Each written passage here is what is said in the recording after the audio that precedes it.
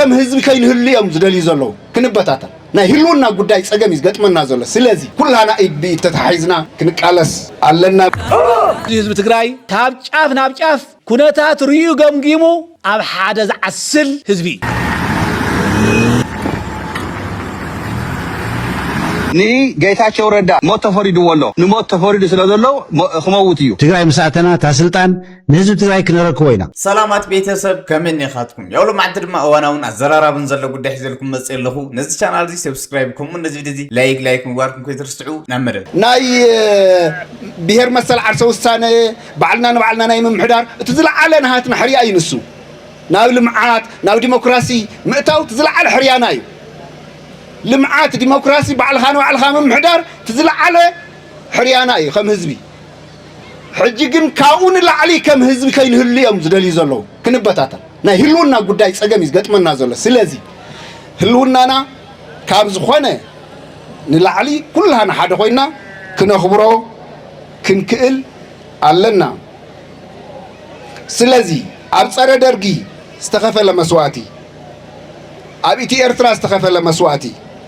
اب كل تشحن 13 كساب كل تشحن 15 استخفل مسواتي بملؤ مጨረሻው ጽይቱ ናይ ህዝብ ትግራይ መጻዕ ዕድል ምስተኻሊ ዚያን ምግባር ከአ ኩላና ኢቢ ተተሐይዝና ክንቃለስ አለና በልበዘጋጣም እዚ ቃል ይናህናት ዘለና ቃል ብዘረባ አይኮነን በተዳሪ ናህነር ዘለና እትመጽ ቃልሲ ይኸቢት زحلفنا يحلفنا لنا تاريخي صلاتنا نتناي قدم مرحسينا تواتاتنا حزبنا امرارحن قلصو انتلو تراينا نبعل خبالا عيون الى مستلموه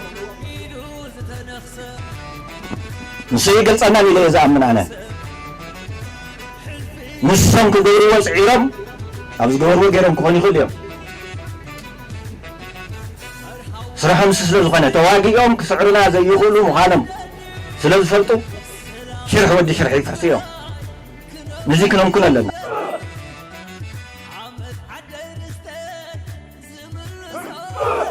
فتحوا علامة هذا واحد مننا أتنكر كام أتصال كوناي تمال اليوم تمهيرنا حاوير كانت تقاليس كاس فتحوا فتو حاوير كانت تقاليس كاس بس إيكي بسي سالازي أذكرنا تحزني هذا وقاتل فينا يعني كودا عندي تودي الدنيا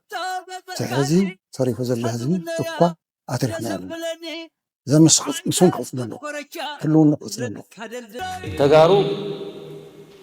كافت سبب أخلوص كنعوت كلهم كنخرون كنمالهم زقبلنا مسلاتنا كنرجعت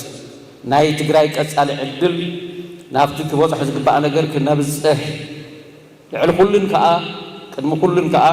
لا على هلونا أنا كنرجعت زقبلنا سرح نسرح انت خوينا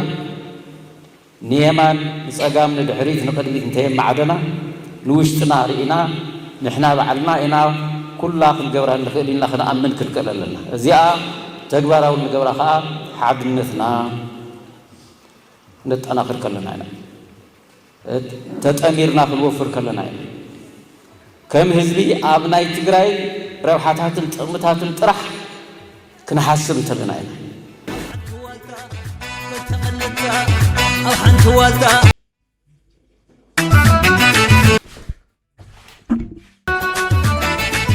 سبسكرايب ور نصهم يهم تاهم العلي تمكرون بقعة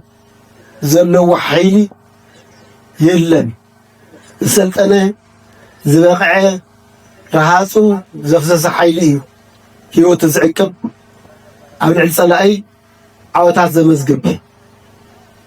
سلازي تزهلونا سراح عقاليل كازر ነገር አይኮንም بمسرت ግን ዝሕዝ ዝገጥመና ነገራት ግን ካብ ዝሓለፈ ናይ ምድላዋት ከይዲ ግዜ ረኺና حاسينا كتسلطن وزقبأكم مسارتاوي مرهطات حسكم والله زي مس حزبن تخوينا اتوانا صلاتنا صلوا زيا ስለዝኾነት حزبن ውድብ ሕወሓትን ሰራዊትን ቲግዚያው ምሕዳርን ሓደ እንተኾይኑ መእተው ስለዘይብሎም ገና እንሃለወ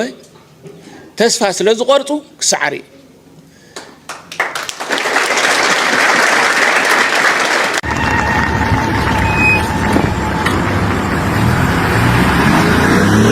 ገና ህዝብ ትግራይ ኣብ ውሑስ ህይወት ኣይኣተወን ገና ህዝብ ትግራይ ህላው ዘረጋገጸሉ ኩነታት ኣይፈጠርናን ገና ሕጂውን ኣብ ኢድ ጸላእቲ መሬት ኣለና ገና ሕጂውን ኣብ ትሕቲ ጸላእቲ ህዝብ ኣለና ተቆራሪስና ኢና ዘለና ከምኡ ክኸውን ኣይኮን ዋጋ ከፊሎም ቶም ሕልፋት ቶም ናይ ቀደም ቶም ናይ ማእኸላይ ዘመን ቶም ናይ ሕጂ ስለዚ ገና ሽቶ ህዝብ ትግራይ ኣብ ሽቶ ይበጽሕን ዕላማ ህዝብ ትግራይ ኣብ ሽቶ ይበጽሕን ስለዚ ነኦም ክነስታውስ ከለናስ ትዝተረፈና ናይ ህላው ከይዱውን ንምርግጋዝ ዝዓለመ እዩ سويلنا سلسلة تركيلنا يكوننا ندقن سلسلة تركيلنا يكوننا واقع نخفل سلسلة مريتنا كنا ملس حزبنا أو حسي وتكنبر استوتن حزبنا خكب حدا سماعتنا خنفصم كله حزب تجراي أو وشتي هلا بدقة إذا حدا رازيك فصمنا حدا خرب دبله حزب تجراي كاب شاف كناتات ريو جمجيمو أب حدا زعسل حزبي توديبو نسألات زمكت تنكاريو زمسكر حزبي زي ما نمك حدا قلنا يخل زيت تاريخ سحلفه وجز يوم يرنا وجز هرف سبي الليل وجز هرف إنكوان حزب تجراي إنكوان منجست تجراي إنكوان تبيلف كاليون ناي وجه حدقة وجه من سيزبلع يكون مزبلع كله تنقي فلتي ناي ماتنا حفتن سلز دلنا يكوننا ندالو زلنا مريتنا جنا أيتركبنا استفانا على حزبنا جنا أيملسنا زيهم كساب زملس كله مدلاواتنا زي ترفيو مدلاو كبهال كله سلطنات راح يكونن أب حزبنا زلو حدنة المستام عبيجي سرحنا تسرحي تجراي مساعتنا تاسلطان نهزب تجراي كنركوينا أب تحتون بعلي مرز ناي وعلي مرحتي ببوردو ببكتمو أب العلون تأكيون نامخرة إكلي حشنا ناولا ناي وعلي مرز توانا لقحيتنا سلطان نهزبي كنركبينا حزب زدلوي مصئ حزب زدلوي ورد أب خيدون زقاق سبن تليو نورده زحيش سبن نامرسة نتو منقستي زبرس أنا معراري يخيد فتحي نقص لمعات يمصئ ناي حزبي لمعات نعبي يخيد تعفينو زنبره ناي لمعات حيلي يخفت سب ديلي تسرح تقراي قلتيهو زحاولو عدل يفتر ناي بوليتيكا سرعات سلطان نتحت مهاب مالت سقيلو بسماي تنتلتله خلي سب سلتزاربو زي بلع دمنا ايكونن انجرا بتمرتي حكمنا زخوني سلطان نار تحت توريدو نزي نار غودي يزخيد نزي ناقفعي يزخيد تومس دبرسيان زلو دما بفصوم ويتنا نركبلنا برزي ايتخونن يمزول زلو يت موت فريدو والله طبعا نغو اب ايدو زحابلو وي دما تاثروا لساعات نموت فريدو سلازلو خموتيو ازيا خان احنا بناي تግራይ ሕጊ ኒ ጌታቸው ረዳ ኒ ጀነራል ጻድቃን ኒ ጀነራል ሰሞራ ኒ መንጋግ ኒ አብይ አህመድ ንቶም ኩሎም ኩራኹር ንትግራይ ከጭፍጭፉ ዝቃሳቀሱ ዘለውን ዘጨፈይኖም ሞት ንኽፍረዶም ፍርዲ ናይ ትግራይ ጽባሕ ንጎ ፍርዲ ቤት ናይ ትግራይ ከንቀሳቀስ ክንቃለስ ኢና ክንሳ ያካትኩም ሰምዖ ዘለኹም ሚኪ ዝበሃል መሲል ናይ ትንግዞ ኣብ ደገ ኮይኑ ዝዛረብ ወዲኡ ንጌታቸው ረዳን ጻድቃን ሞት ክፍረዶ ኣለዎም ሞት ፈሪዱ ወሎ ጌታቸው ረዳ ይዝብል ዘለኹም ሰምዖ ዘለኹም ከምኡ እንተኾይኑ ያው ኩልኹም ሞት ተፈረድቲ ኢኹም ማለት እዩ ኣነ ከማ ይክሪኦ ከለኹ ዋላ ሚክን ባሕሉ ኣብዚ ህዚ ግዜ ኩናት ንኽግበር ንኩናት ንኽውላዕ ዝቀሳቀስ ዘሎ ሰብ እዩ ይገፈፉ መናእሰይ ትግራይ ይተኣሰሩ ይገፈፉ ዝብል ዘሎ ሰብ እዩ ስለዚ ንጌታቸው ረዳ ሞት ክፍረዶም እንትኾይኑ ያው ስኻውን ካብቶም ዝፍረዶም ሓንቲ ኢኻ ማለት እዩ ያው ከምቱ ትገብሮ ትብሎ ዘለኻ ተኮይኑ ማለት እዩ ትግራዋይ ኢሉ ዝኣምን ተደኣ ኮይኑ ኣብዚ ቆሲሎሞ ዘለዎ ኣብዚ ካይዳ እዚ ዘለዎ ሰዓታት ግን ሰባት ወዲቡ አንጻር ትግራይ ደፎ ኤርትራ ሕጂ ኣይትትንከፍና ንሕና ርእስና ዝኸኣልና ክብርለና ማንም ነገር ንትንከፎ ነገራት የለን እንተተንቺፎምና ከዓ እንታይ ንበፅሕ እንታይ ንገብር ንዓና ይዝምልከት ሕጂ ኣብ ውሽጦም ጥራይ ንዛረብ ህዝቢ ትግራይ ኣብዚ ሕጂ ሰዓታት ከመይ ገይሮም ዝነበሮም መሳርዖም ኣደልዲሎም ነዚ ኩነታት ህዝቢ ድህዎ እናተቃለሱ ከለዉ ገና አንጻሮም ክጉስጉስ ኣብ ውሽጢ ኣዲስ ኣበባ ኮይኖም ገብሩ ስለ ዘለዉ ውድቀት ናይ በዓል ጻድቃን መቸም ከቢድ ውድቀት እዩ ድሓር ርድእ ትርኢቶ ክንነግራ ወላ ዓብዪ ክጅምር እንተኮይኑ ምቕንፃል ይኹን ካልእ ሽግራት ክገብር ተዳ ኮይኑ በዞም ሰባት እዚኣቶም እዩ ዝጅምር ምክንያቱ ንግዚኡ ዝጥቀመሎም ዘሎ እምበር ኣሚኑ እውን ኣይኣመኖምን ብንፁር ሓበሬታ ክበካ ኣሚኑ ኣይኣመኖምን እዚ መሳርሒ ዝጥቀመሎም ዘሎ ኣብ መሳርሒ ክጥቀሙልካ ከለዉ ከዓ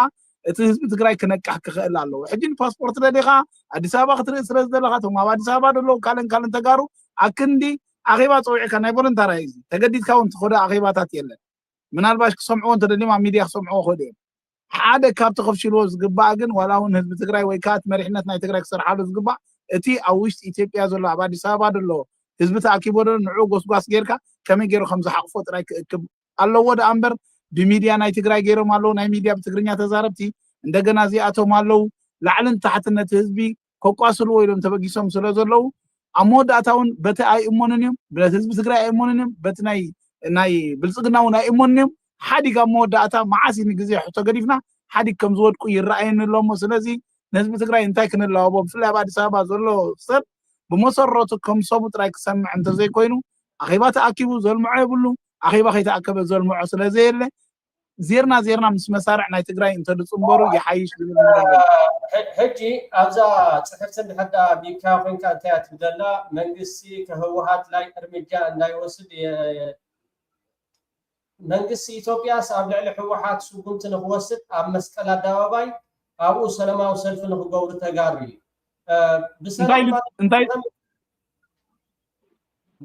እንታይ ልፅሒፉ ኣሎ መሲልካ ይሪኣ ዘለኹ መንግስት በህወሓት ላይ እርምጃ እንዲወስድ የሚጠይቅ ሰልፍ ለመስቀል አደባባይ አድርገናል ብላለሁ ሕጂ መንግስት ሲ ኣብ ንሕወሓት ሲ ርሑ ከይከናሲ እቲ መንግስት ብልፅግናሲ ንሕወሓት ዘሎ ማለት ህዝባዊ ወያነ ሓርነት ትግራይ እቲ ኣብ ትግራይ ዘሎ ቤት ፅሕፈት ይኹን ወላ እቲ መንግስት ንዓቶም እርምጃ ወይ ከዓ ስጉምቲ ንክወስድ ሲ ንሕተት እዩ ሰልፊ ማለት ንግበር እዩ ዝብል ዘሎ ተረዲእካኒ ኣለኻሲ እዚ ፈንጠርጠር ኢሉ ብሰላማዊ መንገዲ ብገለ ኣይትግበርዎ ንሕና ንሕወሓት ከጥፎኦም ከም ዝኽእል ስጉምቲ ክወስድ ይድብል ዘሎ ኣብቲ ናቱ ዘራርባ ስለዚ ክቕበልዎ የብሎም ባህላዊ ቃል በቃል ግን እቲ ስጉምቲ እንታይ ክኸውን ሕጂ ብዲፕሎማሲ ድዩ ወይስ ብምሕፅንታ ድዩ እዚ ኣዋጅ ኩናት ኣብ ልዕሊ ህዝቢ ትግራይ ንክግበር እቲ ትግራዋይ ደጊፍዎ ንምባል ዓብ ታሪካዊ ስሕተት እዩ ማንም ትግራዋይ ኣብ ኣዲስ ኣበባ ነዚ ነገራት እዚ እንድሕር ዳኣ ገይሩ ኣብይ ኣሕመድ ደገፍ ናይ ህዝቢ ትግራይ ከም ዘለዎ ኩናት እንድሕር ዳኣ ህዝቢ ትግራይ ከምዚ ኢልኒ ኢልካ ፅባሕንዎ ንዝግበር እስከብዚ ኢታት ብኩናት እዩ እቲ ሕወሓት እውን ኢሉ ጣሚሩ ኣይፅበን እዩ እስከብዚ ኢታት ሰላሓ ወይ ዲፕሎማሲ ዝበሃል ሕቶ ከይለን እርምጃ እንተዳ ኢልካ እኮ እዚኣ እኮ መንግስቲ ሲ ንሕወሓት እርምጃ ይውሰደሉ እዩ ዝብል ዘሎ ከምዚኣ ክገብር ሲ ደጉፉና እዩ ዝብል ዘሎ እኮ ካልእ ኣይኮን ብዲፕሎማሲ ተኮይኑ እኮ እርምጃ ኣይኮነን እዚ ስጉምቲ ውሰድ ማለት እኮ ስጉምቲ ምውሳድ እንታይ ማለት ድዩ ስጉምቲ ምውሳድ ማለት እኮ ዝኾነ ዓይነት እቲ ሕወሓት ዝበሃል ዘሎ ሰልፊ ኣብ ትግራይ ዘሎ ንዑ ከተጥፍእ ኩልኻ ተሰለፍ እዩ ዝብሎም ዘሎ ኣብ ኣዲስ ኣበባ ዘሎ ስለዚ ይዕንምዎ ይድብሎም ዘሎ እምበር ብዲፕሎማሲ ንዓቶም ዝሕትት እኮ የብሉን ህዝቢ ትግራይ እውን እኮ ኣብ ኢትዮጵያ ዘሎ ህዝቢ ትግራይ ተኣሚኖሞ ይኮነን ነዚ ዝኸዱ ዘለዉ ምርጫ ስጋብ ዘይኮነ ብፍላይ ኣብ ኣዲስ ኣበባ ዘለዉ ኣብ ካልእ ዘለዉ ምርጫ ስለዘየለ 10 ግዜ ናይ ስልያዶ ካልእ ናይ መርበብ ካልእ ዶ ካልእ ሓበሬታታት መሓላልፍ ኢኹም ከተስርሑና ኣይትኽእሉን ኢኹም እናተባሃሉ ተሰኪፎምን ፈሪሖምን ክፀዊዖም ኣብ ኣኼባ ክሰምዕዎም እንተደይ ኮይኑ ብልቦም ምስ ናይ ዓብይ መንግስቲ ኮፍ ኢሎም ኣብኡ ክነብሩ እውን እኮ ይኮኑን ዝገብሩ ዘለዉ ሕጂ ከገድዶም ኣይክእልኒ ኣብ ነፍሲ ወከፍ ገዝኦም እዮም ዘለዉ እንተኾነ ግን ስጉምቲ መንግስቲ ብልፅግና ንክወስድ ናቱ ተኣማንነት እዩ ዝገልፀልካ ደሎ ስጉምቲ መንግስቲ ብልፅግና ክወስድ ሙሉእ ትግራይ ወይ ከዓ ነቶም ናይ ሕወሓት ከጥፍእ ኣብዚ ሰልፊ ኣደባባይ ንውፃእ ወይ ድማ ኣብ ኣኼባ ንመድር ርእይቶ ሃቡና ተቐበሉና ደጉፉና እዩ ዝብል ዘሎ ስለዚ ብዚኣ ጥራይ ህዝቢ ትግራይ ይኹን ወላቲ ኣብ ኣዲስ ኣበባ ደሎ ክሰርሕ ከም ትድበልካዮ ኣብ ኣኼቦም ክሳተፍ የብሉን ኩሉ ነገራቶም ከዓ ኣንፃሮም ክሰርሕ ክኽእል ኣለዎ እንተ ብቁሉዕ እንተ ብሸርሒ ባህላ እየ ኣነ ድማ ልኢኾም ግዜ ክገዝኡ ላዕልን ታሕትን ምባል ጀሚሮም ኣለዉ እዚ ንሕና እውን ንርድኦን ንፈልጦን እዩ ናይ ሰራዊት ስራሕ ልኡኽ ንምፍፃም ንውግእ ምድላውን እዩ ሰራዊትና ዝሓዞ መንገዲ ኣጠናኺሩ እንተቐፂሉ ሃለዋትን ድሕንነትን ህዝቢ ትግራይ ዝረጋገፀሉ ምቹእ እዋን ሕዚ እዩ። እንተስ ብሰላማዊ መንገዲ እንተስ ተገዲድና ብናኣትዎ ኩናት እንተስ ብድርድር እቲ ዕማምና ክንፍፅሞ ኢና። ሱቕ ኢልና ፀላእትና ተፀበና ኣይኮንና ንቕመጥ። እዚ ንምዕዋት ሰራዊትና ተልእኮ ንምፍፃም ዝጀመሮም ስራሕቲ ኣለዉ ኣጠናኺሩ ክቐፅል ኣለዎ። እዚ ጭርሖ እዚ እውን ህሉ ኩነታት ናብ ረብሓና ንምቕያር ንዳሎ ዝብል ኣሎ። ስለዚ ህሉ ኩነታት ናብ ረብሓና ንምቕያር ሓደ ናይ ውሽጢ ፅሬት ናይ ምሕላው ባንዳታት ናይ ምፅራይ ስራሕቲ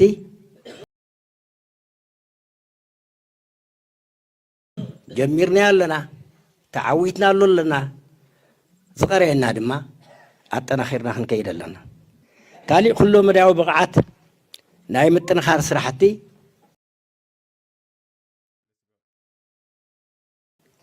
ነዊሕ ጌርና ኢና ካብ ንሰርሕ። እዚ ድማ ናብ ዝለዓለ ደረጃ ንምብፃሕ ሕዚ እውን ኣብኡ ዝሰልጠነ ኣካል ነቲ ብጣዕሚ ካብቶም ኣዘዝቲ ጀነራላት ናይ ትግራይ እዩ። እቲ ኩነታት ናበይ ገፁ ይኸይድ ኣሎ ይእንፊትሎ ጥራሕ ዘይኮነስ ነጊሩሎ ማለት እዩ። እቲ ዝመፅእ ውሕጅ ንስርዓት ብልፅግና ማዕረ ክንደይ ይሓቁኖ ከም ዘሎ ንስርዓት ብልፅግና ከዓ ማዕረ ክንደይ ኣርዒድዎ ከም ዘሎ ንሕና ተዳሊና ኣለና 100% ይብል ኣሎ። ልክዕ ከምቲ ፃድቃን ዝብሎ ዘሎ ኣብ ኣዲስ ኣበባ ተጋሩ ኣኪብካ ኣብ ትግራይ ከዓ ኩሉ እቲ ምድለዋት ተፃፊፉ ንስርዓት ብልፅግና ኣብ ዝቐረባ እዋን ከመይ ጌርካ ተኣልዮ እቲ ጓይላ ክጅመር እዩ።